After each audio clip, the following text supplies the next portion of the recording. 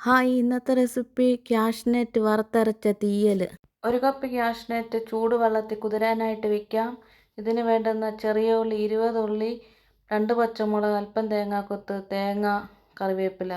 Cashew nut എല്ലാം കുതിർത്ത് അത് രണ്ടായിട്ടൊന്ന് അടർത്തിയെടുക്കാം. ഒരു ചീനച്ചട്ടി അടുപ്പി വെക്കാം. തേങ്ങ ഇട്ട് കൊടുക്കാം. അതൊന്ന് മൂത്തതിന് ശേഷം 1 ടേബിൾ സ്പൂൺ മുളക് പൊടി, 3/4 ടേബിൾ സ്പൂൺ മല്ലിപ്പൊടി, 1/4 ടീസ്പൂൺ മഞ്ഞൾപ്പൊടി എല്ലാം ഒന്ന് മൂപ്പിച്ചെടുക്കുക. ഒരു ചട്ടി അടുപ്പിലേക്ക് വെക്കുക. 2 ടേബിൾ സ്പൂൺ വെളിച്ചെണ്ണ ഒഴിച്ച് കൊടുക്കാം. കടുകിട്ട് പൊട്ടിയതിന് ശേഷം തേങ്ങാക്കൊത്തിട്ട് കൊടുക്കാം. ചെറുതായിട്ടൊന്ന് മൂത്തതിന് ശേഷം ക്യാഷ്നട്ടും ചെറിയ ഉള്ളിയെല്ലാം ഇട്ടൊന്ന് വഴറ്റിയതിന് ശേഷം വെള്ളം ഒഴിച്ച് വേകാനായിട്ട് അടച്ചു വയ്ക്കുക.